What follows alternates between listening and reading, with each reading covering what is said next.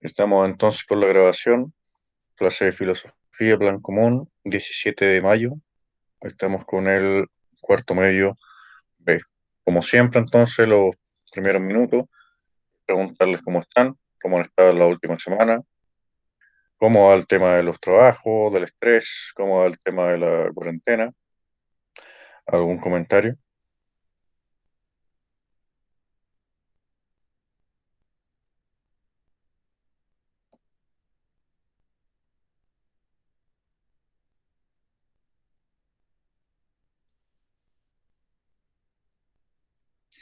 ¿Algún comentario de cómo han estado la última semana? Muchas tareas, pocas tareas, mucha prueba, poca prueba.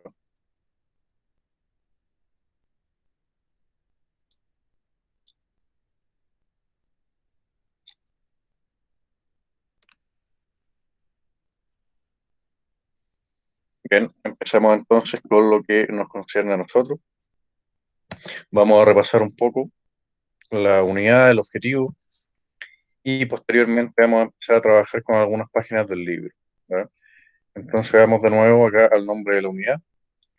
Perspectivas filosóficas sobre la acción humana. Les recuerdo que en la clase anterior prácticamente no tuvimos clase, digamos, por hablar. Entonces ahora nos tocaría repasar un poco, ¿no? Estábamos en la unidad 2, perspectivas filosóficas sobre la acción humana. El objetivo dice lo siguiente: formular preguntas filosóficas referidas a la acción que sean significativas para su vida. Básicamente, formular preguntas éticas, considerando teorías éticas fundamentales y conceptos como la justicia, la libertad y la igualdad. O sea, se espera que usted logre formular preguntas éticas, ¿sí? Y que sepa algo de ética, ¿sí? Y que pueda relacionar eso con algunos conceptos. Básicamente eso. Entonces teníamos nosotros una serie de conceptos fundamentales para la unidad, que era la diferencia entre ética y moral, algunas preguntas clásicas de la ética, éticas teleológicas y deontológicas, y el concepto de metaética. Entonces, esto ya lo habíamos visto nosotros hace mucho tiempo, la diferencia entre ética y moral. Teníamos que la moral es un conjunto de costumbres con referencia a lo que consideramos bueno, malo, justo e injusto en una sociedad en particular. Fundamentalmente nosotros aprendemos eso de esta manera. Y teníamos por otro lado el concepto de ética, que sí es una rama de la filosofía cuyo objeto de estudio y crítica es la moral. O sea, esto que nosotros teníamos acá, ¿no? ¿Por qué X es malo? ¿Por qué X es justo? ¿Por qué X es incorrecto? ¿Qué hace que X sea justo o injusto, bueno o malo? Teníamos ahí algunas preguntas éticas, ¿no? Ahora, con respecto a los temas clásicos de la ética, ¿existe algo que pueda ser considerado bueno en absoluto? ¿O cómo podemos saber lo que es bueno? O más bien, ¿qué es lo bueno? ¿Qué criterios podemos usar para saber si algo es bueno o no? Con respecto a eso, nosotros teníamos que existían dos grandes corrientes que intentaban responder a esas preguntas.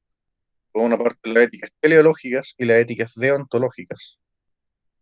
Teníamos acá que telo significa fin. Las éticas teleológicas van a decir que lo bueno es lo que causa un fin que consideramos nosotros deseado, ¿sí? O sea, las éticas teleológicas van a establecer un criterio para nosotros determinar si algo es bueno o no, en base a si ese algo puede causar o provocar un fin que nosotros consideramos deseado. Por ejemplo, X es bueno si X causa felicidad. Tenemos ahí eudemonismo. X es bueno si X causa placer. Teníamos acá el hedonismo. X es bueno si X causa la felicidad o bienestar del mayor número posible de personas. Teníamos acá el utilitarismo. Ustedes se fijan acá, una acción cualquiera es buena si esa acción cualquiera provoca o causa algo que nosotros consideramos deseado. Estamos haciendo de nuevo un resumen de cosas que ya hemos visto. Teníamos acá las éticas deontológicas, ¿sí? Que nos van a decir que una acción es buena si esta acción cumple o es acorde con alguna regla que nosotros consideramos moralmente correcta, ¿sí? Por ejemplo, tenemos una regla acá. Una acción es buena si esta acción es una acción que me gustaría recibir de parte de los demás. O una acción es mala o incorrecta si esta acción no es una acción que me gustaría recibir de parte de los demás en las mismas circunstancias. Básicamente estamos diciendo acá lo mismo que uno escucha mucho cuando es chico, o cuando están retando a los niños chicos también, que les dicen, no sé, pues supongamos que el niño chico va y le pega al compañero, ¿ya? Inmediatamente el comentario es, ¿a ti te gustaría que te hicieran eso? Y si la respuesta es no, yo no debo hacerlo, ¿no? Entonces una ética deontológica, de nuevo, no quiere lograr un fin, como en el caso de las éticas teleológicas, ¿sí? Sino que la acción para ser considerada buena tiene que regirse por una regla que nosotros consideramos moralmente aceptable. Y al contrario, una acción es mala si esa acción viola esta regla que nosotros consideramos aceptable. Por ejemplo, acá, de nuevo con el ejemplo del niño, una acción es mala o incorrecta si esta acción no es una acción que me gustaría recibir de parte de los demás en las mismas circunstancias. Es decir, por ejemplo, si a mí no me gusta que me peguen, yo no tengo que pegar. ¿Sí? A eso se refiere acá con esta regla. Vamos a buscar acá una imagen.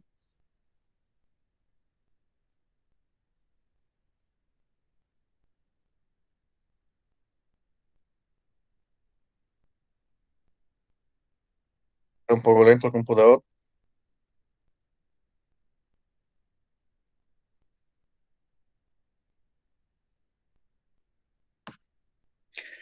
Pongamos esta situación, una situación relativamente cotidiana, ¿no?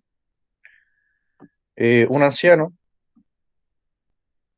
en el metro, ¿no? Vamos entonces de nuevo con esta regla. ¿Cómo sabemos nosotros lo que es bueno hacer en esta situación? ¿Cómo sería bueno actuar a partir de esta regla? La regla me dice X es bueno, una acción cualquiera es buena, si X es una acción que me gustaría recibir de parte de los demás. Y al revés, X es malo o incorrecto, si X no es una acción que me gustaría recibir de parte de los demás en las mismas circunstancias. Dada esta regla, ¿cómo debería yo actuar en esta situación? ¿Debería dar el asiento o no debería dar el asiento? Sí, ¿Por qué razón? porque cuando yo sea grande me gustaría que me dieran el asiento, aparte de que viejito no tiene como lo mismo, quizá él ya está cansado y todo, como se cansa más rápido, tiene más problemas. Perfecto. Fíjense ustedes que acá, en las éticas deontológicas, lo bueno no está dado por un fin, como en las éticas teleológicas, ¿no? Que nosotros determinábamos si X era bueno o no, por un fin que producía esa acción. Acá lo mismo lo que produce la acción, ¿sí? No hay un fin que uno quiere conseguir, ¿no? Sino que una acción es buena o mala si se adapta o no se adapta a la regla, ¿sí?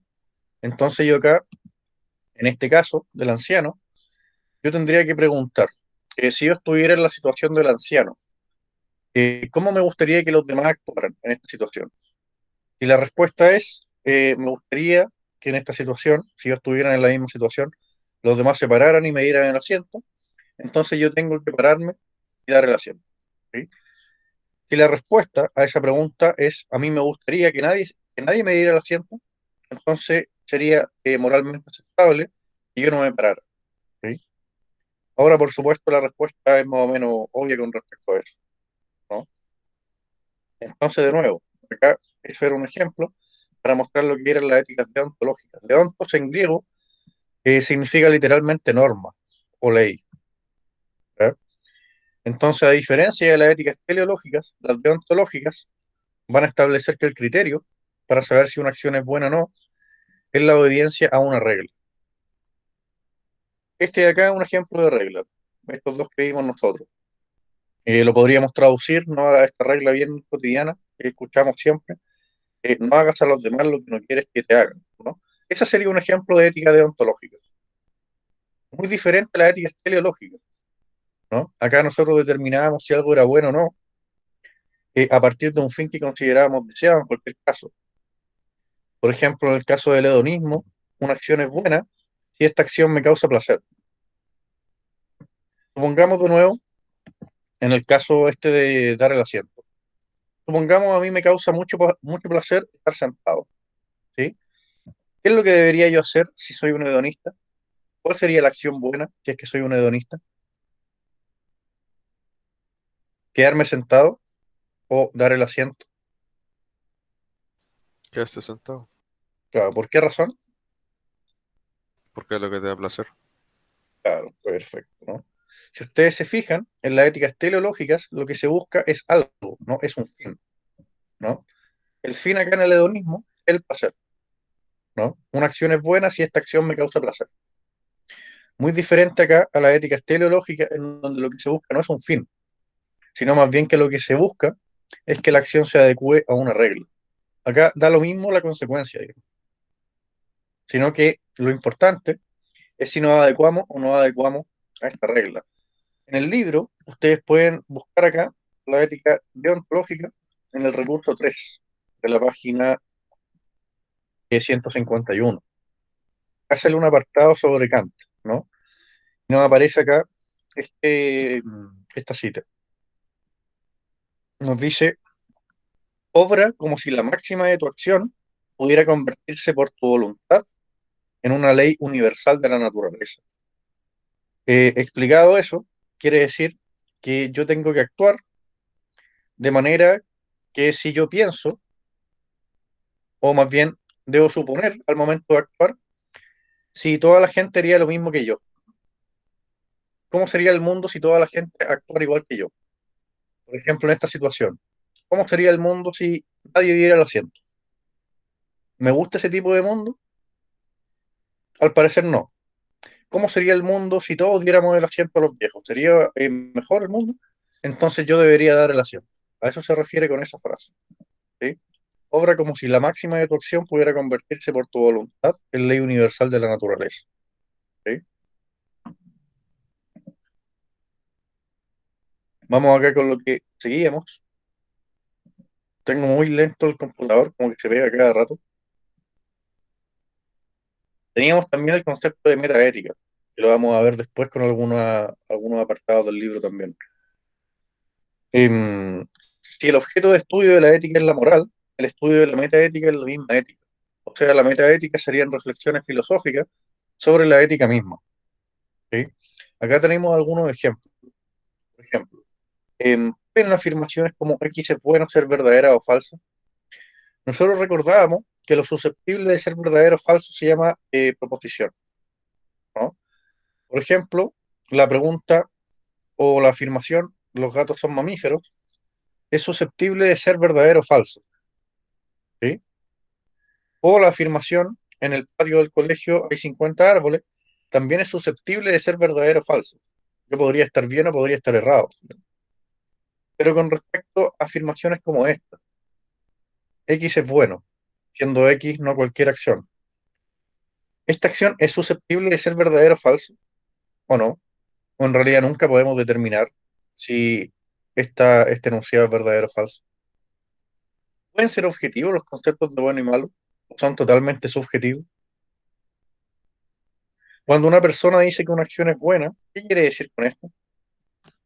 Acá tenemos algunas posiciones metaéticas, ¿no?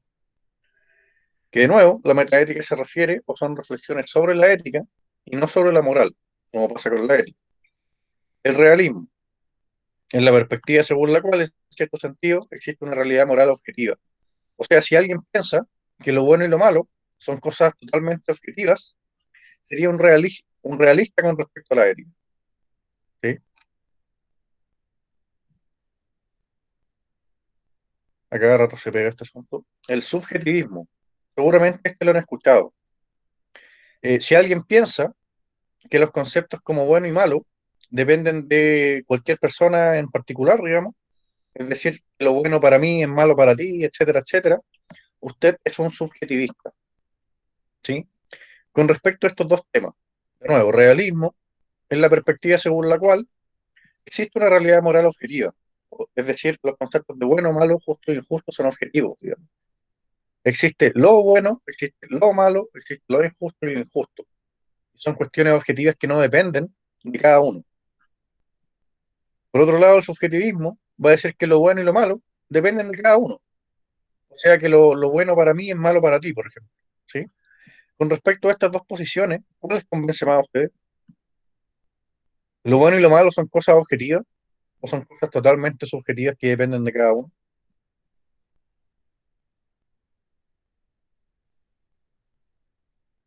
O no sé si se entiende o no se entiende la pregunta. De nuevo, un realismo moral o ético va a decir que existen realidades objetivas con respecto a lo bueno y lo malo. ¿Sí? Que objetivamente se puede hablar de bueno y malo. En tanto, un subjetivismo va a decir que lo bueno y lo malo dependen de cada uno. Es decir, que lo bueno para mí puede ser malo para ti. ¿Con cuál de las dos ustedes están más de acuerdo? ¿Lo bueno es siempre bueno y lo malo es siempre malo? ¿O dependen de cada uno? ¿El concepto?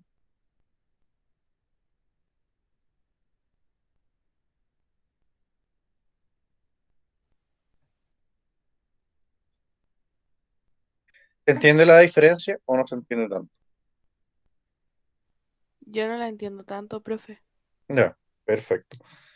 Supongamos que hay una persona que va a decir que los conceptos de bueno y malo, son objetivos. Objetivo se refiere a que no es subjetivo, ¿ya? A que no importa lo que haga yo o no importa lo que yo crea, eso va a ser sí o sí de esta forma, ¿sí? A eso se refiere con moral objetiva. Por ejemplo, alguien que sea creyente, obviamente va a pensar que Dios es lo más bueno del mundo, ¿no? Entonces lo bueno tiene realidad por fuera de mí. Lo bueno no es algo que yo sienta o yo crea, sino que lo bueno existe por fuera de mí, ¿sí? Para un creyente, por ejemplo, lo bueno sería Dios, lo más bueno sería Dios, ¿no? Y lo malo sería lo que Dios diga que es malo. Pero lo bueno y lo malo no dependen de mí. A eso se refiere con objetivo, ¿sí? Generalmente cuando nosotros hablamos que las cosas son objetivas, nos referimos a que las cosas no dependen de nosotros, ¿sí? Por ejemplo, un árbol en el patio del colegio, ¿es objetivo o es subjetivo? La existencia del árbol depende de mí, Objetivo. es objetivo, Es existe objetivo. por fuera de mí, ¿sí? No importa lo que yo crea o piense del árbol, el árbol existe con independencia de mí. A eso nos referimos con la palabra objetivo, ¿sí? Es un objeto externo, ¿sí? Para el realismo, los conceptos morales como bueno y malo son objetivos, existen con independencia de mí. Da lo mismo lo que yo crea de las acciones o da lo mismo lo que yo piense de las acciones, existe una realidad moral objetiva. O sea, existen cosas que son objetivamente buenas y objetivamente malas, ¿sí? Da lo mismo lo que yo piense. A eso nos referimos con el término objetivo, ¿sí? Un ejemplo de realismo moral es, por ejemplo, un cristiano bien creyente, ¿sí? Al cristiano bien creyente, lo más bueno del mundo es Dios. Dios es externo a mí. Dios no era un producto de mi imaginación para un creyente, ¿no? Las instrucciones que da Dios, digamos, no son tampoco inventos míos, sino que son inventos que da eh, este ser poderoso, digamos, como lo quieran llamar, ¿sí? En el caso de la ética deontológica también, nosotros teníamos esta regla. Esta regla se podría interpretar como una regla objetiva, ¿no? Esta regla me va a indicar objetivamente si una acción es buena o mala, si se adapta o no se adapta. Pero lo más importante de un realismo moral es que lo bueno y lo malo existen, con independencia de mí. Existen acciones que son objetivamente buenas y acciones que son objetivamente malas. En el caso del subjetivismo es al revés. Cuando hablamos de subjetivismo, nos estamos refiriendo a que las cosas no existen con independencia de mí, como existe un árbol, por ejemplo, sino que más bien lo bueno y lo malo van a depender de mí, van a depender de lo que yo sienta, por ejemplo, ¿sí? En este caso, a ver, vamos a leer. Existe la creencia generalizada de que la moralidad es subjetiva. Mucha gente entiende con esto que cualquier opinión moral es tan buena como cualquier otra, ¿sí? ¿Por qué? Porque yo podría decir, por ejemplo, que tal acción es buena, por ejemplo, darle el asiento al viejo es bueno, pero acá, no sé, Adán me podría decir que para él es malo. Yo tendría que respetar eso, porque hay cosas que son buenas para mí, pero estas cosas que son buenas para mí podrían ser malas para usted. Y yo tendría que respetar eso, ¿sí? Entonces les preguntaba yo, ¿cuál les convence más? ¿Qué posición les convence más con respecto a los conceptos morales? ¿Que los conceptos morales como bueno y malo son objetivos, que existen con independencia de mí? ¿O que los conceptos morales son totalmente subjetivos y cualquier opinión moral es tan buena como cualquier otra? ¿Les parece a ustedes que cualquier opinión moral es tan buena como cualquier otra? ¿O existen opiniones que son peores que otras? Por ejemplo, si alguien en este caso me dijera, yo creo que lo mejor del mundo es no darle el asiento al viejo, porque así voy más cómodo, ¿sí? ¿Ustedes creen que esa razón es buena y debería ser aceptada? ¿O ustedes creen que con respecto a esta situación existe una verdad objetiva con respecto a la acción buena? Yo consideraría que existe una verdad objetiva, que ¿Ya? siempre va a ser mejor cederle el asiento a alguien de edad avanzada, porque lo va a Perfecto, necesitar más. perfecto. Si usted piensa que una acción, en este caso, va a existir una verdad ética objetiva con respecto a lo que es bueno y lo que es malo, usted sería un realista, digamos, ¿sí? ¿Por qué? Porque estaría dando por hecho de que existe una moral objetiva, o dicho de otra forma, hay acciones que son objetivamente buenas y hay acciones que son objetivamente malas. Si usted, por otro lado, acepta que cualquier opinión moral es tan buena como cualquier otra, por ejemplo, que si alguien le dice que matar y violar es bueno para él, digamos, si usted acepta eso, usted sería un subjetivista, ¿sí? Estaría aceptando, ¿no? Que los conceptos morales nunca pueden ser objetivos, ¿sí? No son cosas que existen con independencia de mí, ¿sí? Tenemos acá otra posición de la que también se suele escuchar, que es el relativismo, ¿sí? El relativismo en la posición que va a decir que no existen verdades morales universales que se apliquen en todos los casos, ¿sí? Como subrayar esto, sino que lo bueno y lo malo van a estar ligados siempre a una realidad cultural particular, ¿sí? Es decir, lo bueno y lo malo no se pueden aplicar nunca a todo el mundo. A eso se refiere acá con universal. Universal se refiere a que se puede aplicar algo a todos los casos, ¿ya? O sea, un relativismo metaético me diría que lo bueno y lo malo no es algo que se puede aplicar en todos los casos. ¿Por qué? Porque nosotros sabemos, ¿no?, que existen culturas que son diferentes a la nuestra. Un relativista diría que lo bueno para nosotros es bueno para nosotros en esta sociedad particular, pero puede ser malo en otra cultura, digamos, ¿sí? Y nosotros deberíamos aceptar eso, ¿sí? Ahora, de nuevo, le hago la misma pregunta. Supongamos que en alguna tribu islámica en África eh, es correcto casarse con niñas de 11 años, por ejemplo, ¿sí? Un relativista diría, sí, eso es bueno y aceptable en esa sociedad particular, ¿sí? ¿Ustedes estarían dispuestos a aceptar que eso es bueno en algún tipo de sociedad particular? O más bien, moralmente, ¿ustedes aceptarían que eso puede pasar? O pongamos otro caso. En algunos pueblos africanos, creo que también islámicos, a las mujeres cuando son chicas, cuando son niñas, con un fierro caliente se les quema el clítoris, ¿no? Para que cuando grandes no puedan sentir ningún placer sexual, ¿sí? Y eso es una práctica que se hace, digamos, en esa sociedad y que para esa sociedad es algo bueno, ¿sí? ¿Ustedes estarían dispuestos a aceptar que eso es algo bueno y aceptable en esa sociedad o lo condenarían? Yo no lo aceptaría, ¿Ya? ¿Por qué razón? porque aunque sea su religión, al final no es normal de que un hombre esté con una mujer que sea menor de edad, siendo que él, no sé, tenga sus 50 años. a Ya, pesar de que sea su religión. ya, perfecto. O sea, nosotros estaríamos hablando acá, según tú, que deberíamos respetar algunos valores morales universales, ¿sí? Sí, sí. Como, por ejemplo que es malo el sexo con niños, por ejemplo, ¿no? ¿Deberíamos nosotros aceptar que existen valores morales universales o deberíamos nosotros aceptar que lo bueno y lo malo dependen de cada sociedad y tenemos que aceptar esa diversidad? ¿Qué opción les convence más a ustedes?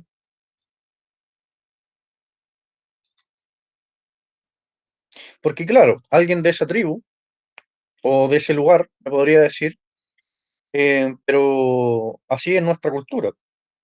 ¿Qué te estáis metiendo tú en nosotros, digamos, tratando de venir acá a juzgarnos con tus valores occidentales, ¿no? Tienen que respetar también nuestra cultura y nuestra cultura es así. ¿Qué responderían ustedes a eso? Pero es que aparte las niñas uno no sabe cómo se sienten. Ujú. Ellos no saben. Claro, Entonces, por ujú. eso. Claro, o sea, es que les da lo mismo, digo, porque en esas sociedades las mujeres dan más o menos lo mismo, y sobre todo las niñas, digamos. ¿Qué importa lo que piense la niña? Total es mujer, digamos. Y eso es como lo aceptable en nuestra sociedad. ¿Qué responderían a eso?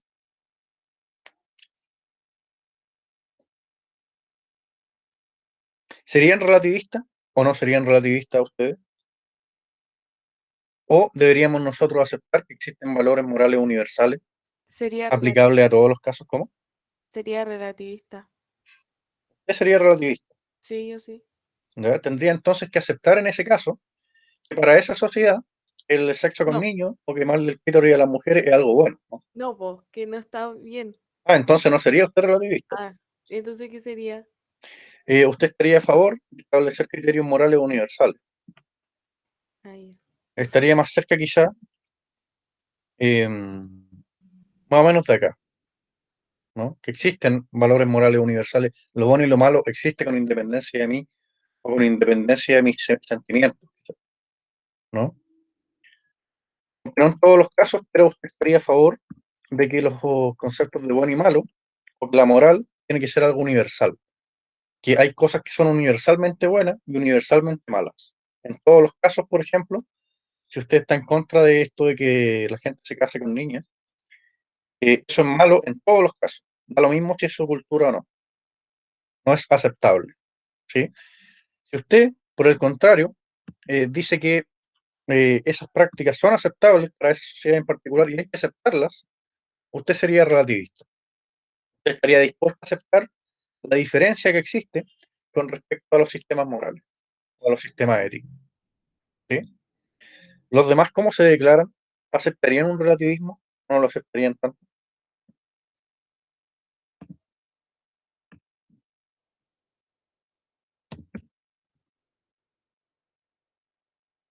Pero vamos a ver si encontramos acá alguna imagen. Claro, casos como esto, ¿no? Esta práctica acá en nuestro país, digamos, en nuestra cultura occidental, no se hace, digamos. Pero en nuestras otras culturas es totalmente aceptable. Y más que aceptable es algo bueno, ¿no? Para ellos, ¿no? Si usted dice, sí, es su cultura y debemos respetarla, usted sería un relativista. Si usted dice, no, eso no se hace en ningún caso, usted no sería un relativista, ¿no? Porque tenemos nuestra otra imagen.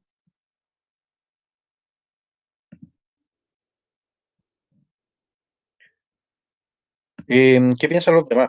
¿Ustedes aceptarían como buenas prácticas de otras culturas o estarían a favor de la existencia de valores morales universales?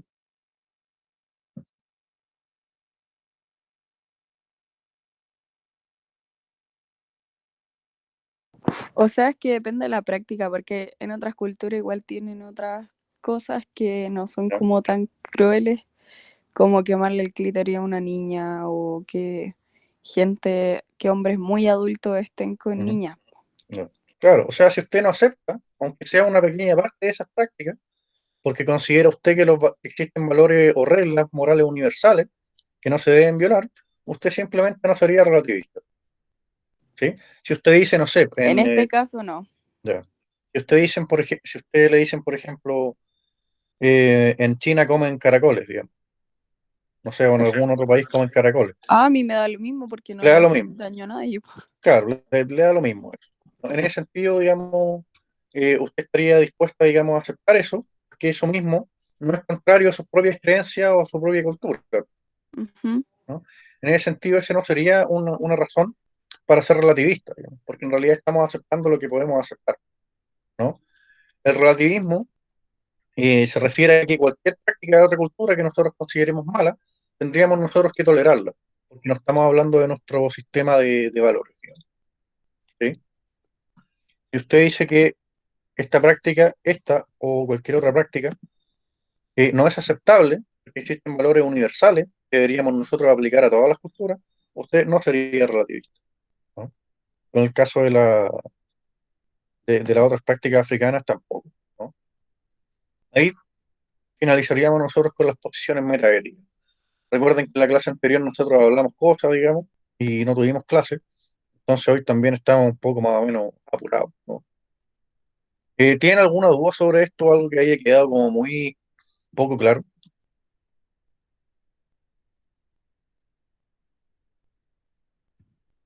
De nuevo, en el libro viene un fragmento sobre el relativismo y tiene que ver con esto, ¿no?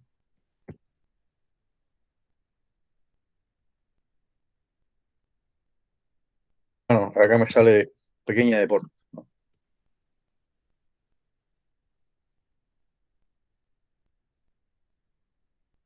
Una vez vi un caso, ¿no?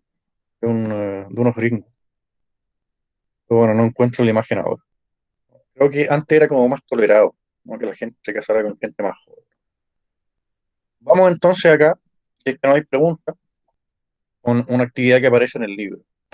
Tengo más o menos lento el computador. Y vamos acá, con la actividad que aparece en la página 152. ¿Ya? Necesito a alguien que lea.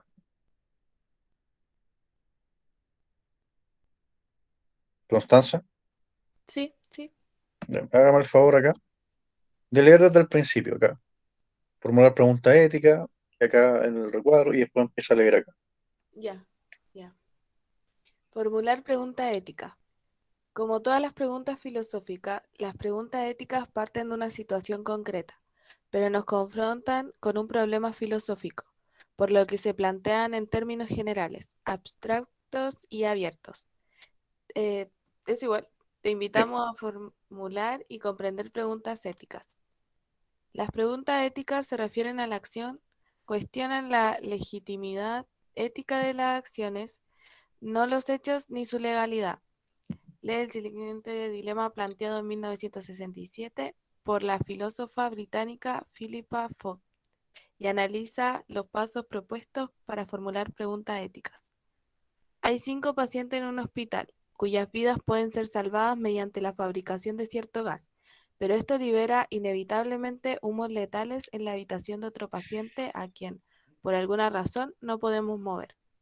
perfecto, está ahí. Eh, Aparecía en el objetivo que ustedes deberían formular preguntas éticas con respecto a cosas que les interesen, ¿no? Cuando hagamos la actividad calificada, yo les voy a poner algunos fragmentos y ustedes van a tener que replicar este ejercicio, ¿ya? Entonces acá tenemos varias cosas importantes. Las preguntas éticas se refieren a las acciones, ¿sí? Son las acciones las que nosotros podemos juzgar como buenas o malas, justas o injustas, ¿sí? Nos aparece también que cuestionan la legitimidad ética de las acciones, no los hechos ni su legalidad, ¿ya? La ética no habla de los hechos. Si estuviéramos nosotros hablando de los hechos, este ramo sería de ciencia empírica, sería de biología, química o física. Nosotros no hablamos de los hechos, ¿ya? La ética no se trata de describir los hechos, como en la ciencia física o la historia, ¿ya? No es una disciplina descriptiva, sino que más bien es una disciplina normativa, ¿sí? La ética no describe cómo las cosas son, sino que nos trata de decir cómo las cosas deberían ser. Tampoco nos preguntamos sobre la legalidad. Preguntarse si una acción es legal o ilegal, eso no es hacer una pregunta ética, ¿ya? Ahí estamos más cerca del derecho que de la ética. Entonces acá, a partir de estos dilemas, nosotros vamos a hacer el ejercicio de formular preguntas éticas. Pero primero tiene que estar claro el concepto de dilema. ¿Ustedes han escuchado la palabra dilema alguna vez? Bien, un dilema es un problema en donde se nos plantean dos soluciones. Solución A y solución B, por decirlo así. Y ninguna de las dos soluciones nos convence mucho. Eso es un dilema. Es cuando no encontramos una solución que sea 100% aceptable para un problema. Cualquiera de las dos soluciones del problema nos va a plantear o nos va a dejar una sensación de incomodidad.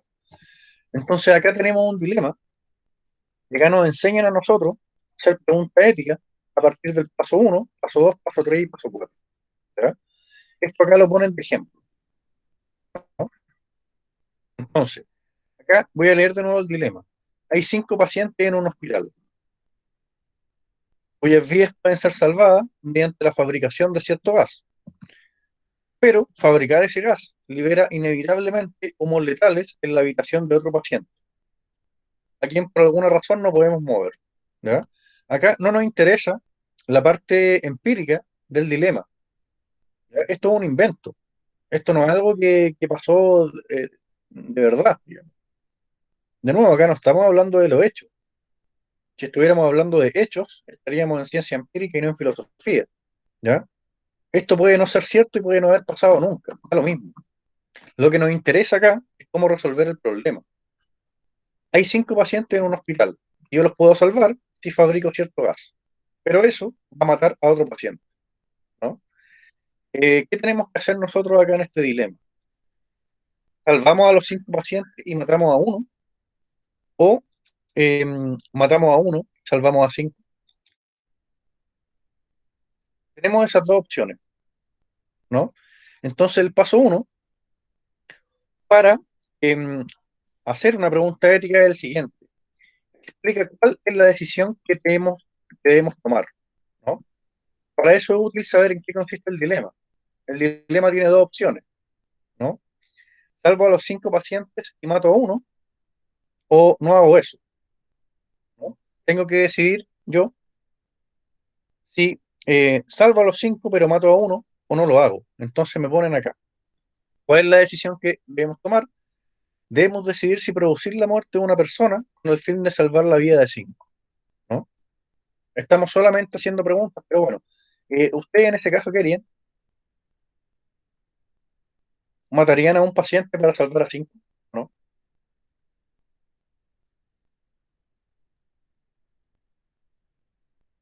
Sí, o ¿Ya? sea, ¿Por qué razón? valorando la vida ¿Ya? sería así como un sacrificio para salvar la mayor cantidad de vida. Mm, Que ¿ya? eso creo que se llama ¿Ya? pensamiento hipocrático. ¿Ya? Perfecto. O sea, mataría, digamos, a uno para salvar a 5, ¿no? Acá, en esa respuesta, está implícita el utilitarismo, ¿no? Es la regla que veíamos acá de la ética deontológica, de las éticas teleológicas, perdón.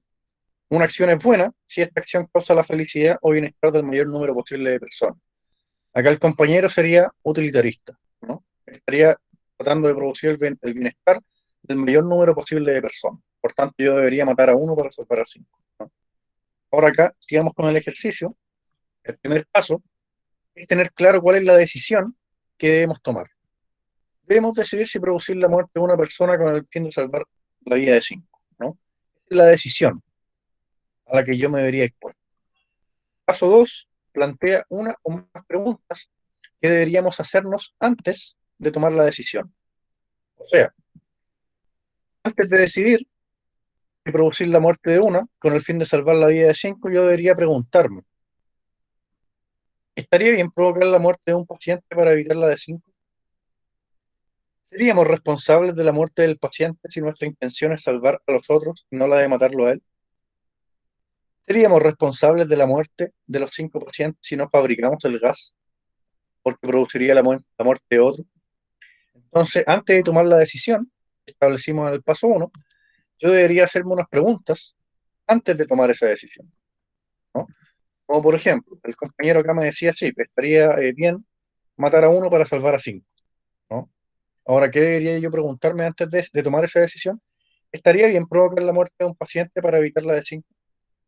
Es una pregunta que viene anterior a esta decisión, ¿sí? Paso 3. Transforma las preguntas específicas que te planteaste en preguntas abstractas y generales. ¿A qué nos referimos acá sobre abstracto y general? Que ya no estamos hablando de pacientes, ni de gases, ni de hospitales, sino que estamos transformando todas las preguntas particulares en preguntas generales. Ya no nos estamos refiriendo a casos específicos, sino a casos generales. Por ejemplo, ¿debemos dar más valor a la vida de varias personas que a la de una sola? Acá ya no estamos hablando del caso en particular que se nos ofrecía acá en el fragmento. Ya no estamos hablando de pacientes, ni del gas, ni del hospital, sino que ya estamos hablando simplemente de personas. ¿Debemos dar más valor a la vida de varias personas que a la de una sola? ¿Es más importante nuestro deber de no matar o nuestro deber de proteger la vida? ¿Somos responsables de lo que hacemos sin intención? Acá la pregunta ya no se refiere a ninguna situación concreta. A eso se refiere con abstracto y general. Ya no se refiere al doctor, ni al paciente, ni a ninguna cosa así. Paso 4. Analiza si hay supuestos que debieras cuestionar antes de responder a las preguntas. ¿Sí? ¿Existe jerarquía entre los principios morales? Acá, por ejemplo, en el paso 3 nos preguntábamos, ¿es más importante nuestro deber de no matar o nuestro deber de proteger la vida? O sea, estamos dando por hecho de que podría haber un valor moral más importante que el otro. Por tanto, en el paso 4 nos preguntamos, ¿existe una jerarquía entre los principios morales? Esos son los pasos para formular preguntas éticas. O sea, partimos de lo más concreto y terminamos acá en lo más abstracto. Obviamente esta es una actividad que quizás no van a hacer bien o de manera correcta de buena a primera. Por eso mismo hay que practicarlo. ¿Ya? Tenemos nosotros hasta las 9:30. Hasta las 9:25 entonces vamos a dar, o quizás hasta las 9:21 mejor, para tener algo más de tiempo.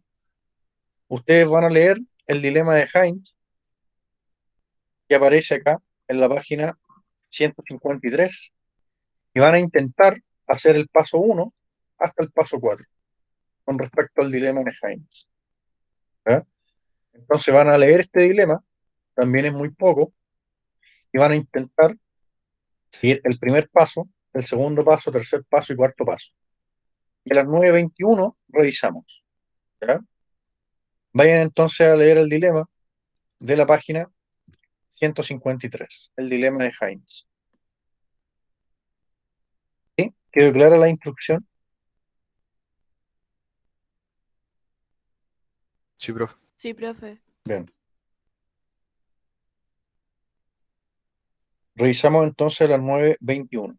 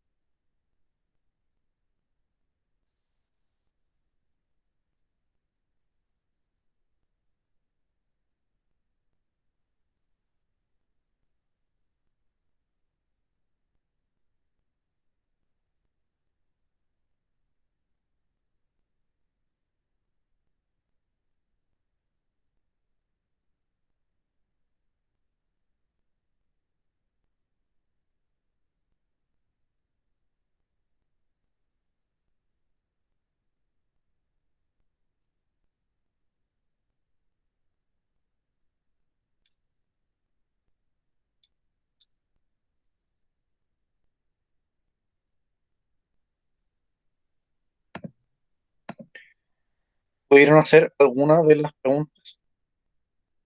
No importa que no hayan podido terminar. Yo la primera, pero no sé si está bien. Ya, vamos a ver. Explíquenos primero, esto era un dilema, ¿no? Decíamos nosotros que un dilema es un problema que tiene dos soluciones posibles y nosotros debemos decidir entre una de las dos.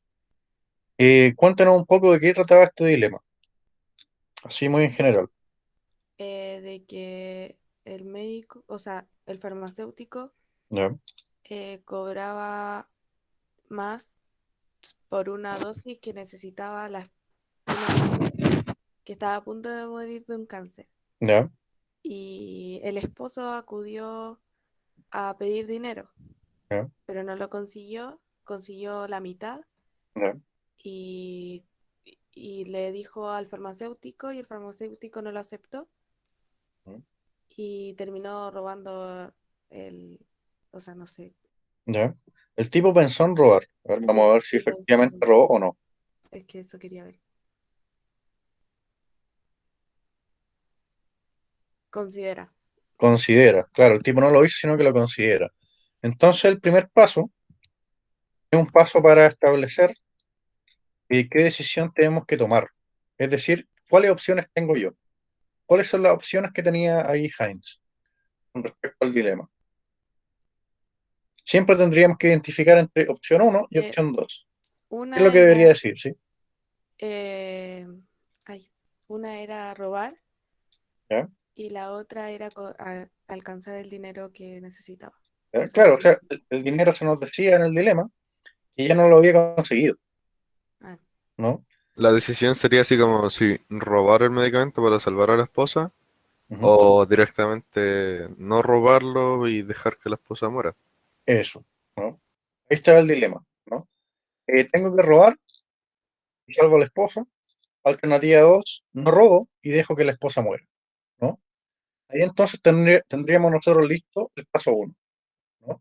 Debo decidir si robo y salvo a la esposa o, siempre son dos opciones, no robo y dejo que la esposa muera. En el paso 2 debería yo plantear una o más preguntas que deberíamos nosotros hacernos antes de tomar la decisión. Entonces vamos a escribir acá cuál era la decisión que nosotros deberíamos tomar. Déjenme duplicar acá.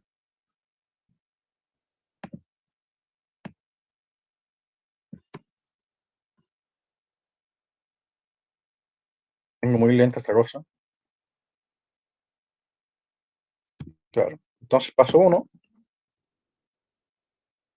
debo decidir entre, uno, robar y salvar a la mujer. Dos, no robar y dejar que la mujer muera. A partir de esta decisión que yo debo tomar, ¿qué preguntas me tengo que hacer yo antes de decidir efectivamente? ¿Qué es lo que debería yo considerar para tomar la decisión? que si robar está bien con tal de salvar a su esposa. Perfecto. Lo podríamos poner más en general. Está bien robar y con eso puedo salvar la vida de alguien. Ahí tenemos una pregunta que nos podríamos hacer antes de decidir esto. ¿Sí? ¿Está bien robar si con eso puedo salvar la vida de alguien? ¿Se le ocurre alguna otra pregunta que pueda ir en el paso 2?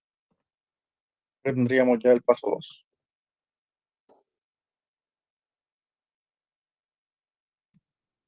Claro, en el paso 1 deberíamos decidir nosotros si robamos o no robamos, ¿no? En el paso 2 nos preguntamos, ¿está bien robar si con eso puedo salvar la vida de alguien? ¿Qué más nos podríamos preguntar sobre la decisión que tenemos que tomar? Se pueden guiar por las preguntas que aparecen acá.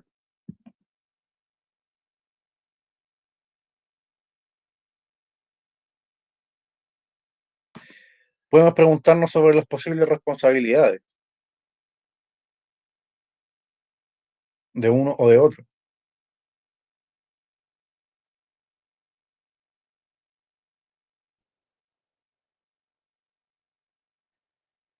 ¿Sería responsable el farmacéutico de la muerte de la esposa? si es que no me quiere vender el medicamento más barato? ¿Sería yo responsable de robo y merecería yo un castigo por el robo si robé para salvar la vida de alguien?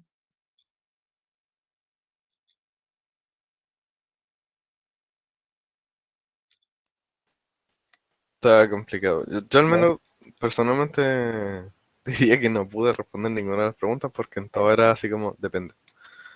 ¿Ya? Ahora, Y, ojo, la actividad no consiste en responder las preguntas, sino en formularlas, ¿no? Y generalmente formular una buena pregunta también tiene su grado de dificultad, ¿no? Generalmente en la escuela se enseña a responder preguntas, pero no a formularlas, ¿no? Acá tenemos una actividad para formular preguntas en vez de responderlas, ¿no? De nuevo, formular una buena pregunta también tiene su grado de complejidad. Entonces, para la próxima semana, ustedes van a traer esto hecho, ¿ya? Les había dicho yo que íbamos a intentar hacer las actividades todas en clase, pero por el asunto del tiempo es más o menos imposible. Sobre todo la semana pasada, ¿no? Que la ocupamos en otra cosa. Entonces, obviamente no los voy a presionar para que lo hagan, ahí verán ustedes, pero porque obviamente no puedo obligarlos, no puedo ir a su casa, digamos, y obligar a que hagan la tarea. Para que tengan más claro este asunto y para que podamos revisar la próxima semana, que esto en general, intenten hacer hasta el paso 4. ¿Ya? Yo también lo voy a hacer, voy a venir a la clase con preguntas hechas, ¿no? Para que ustedes puedan comparar con las mías. ¿Ya? Vamos pero lo entonces, hacemos con el caso Heinz. sí, con el caso de Heinz. Ya. Con el dilema de Heinz, paso 1 a paso 4. Y entonces la próxima semana nosotros comparamos, porque supone que nos queda la otra semana y después hacemos un trabajo calificado, ¿no? Ahora el trabajo tampoco se estresen tanto con eso, no quiero hacerlo modalidad prueba a prueba, sino más bien un trabajo, digamos, con este tipo de actividades, pero en formulario y con notas, ¿sí? Ustedes saben que las últimas semanas de junio se van a dejar para tomar exámenes a los que no entregaron algún trabajo. Entonces junio no lo vamos a tener para hacer clases, lo vamos a hacer para hacer resúmenes de cosas y para preparar esas pruebas, digamos. Entonces se nos acortó harto el semestre por el tema este de los que no entregan, digamos, y de los exámenes. Entonces nos quedaría solamente esta, la próxima clase, y tendríamos nosotros la prueba la semana del 31. Yo puedo tomar pruebas solamente o trabajo hasta la semana del 7. ¿Ya? Entonces, para cerrar, ¿aprendieron algo nuevo hoy? Algunos comentarios así muy simples y muy generales para cerrar. Yo sí, ¿Qué cosa? aprendí sobre qué era el dilema, ¿Ya? cómo formular preguntas, ¿Ya? ¿vale? ¿Ya? Y eso. Perfecto, trabajamos con eso. Muy bien ahí, Constanza. Tengo el computador súper pegado. Sí, se mueve. Ahora sí va a sacar una pequeña lista. Entonces, para la próxima semana, terminen esa actividad y nos vemos. Se pueden retirar. Chao, profe. Chao. Chao, profe, cuídese. Chao. Chao, profe. Chao.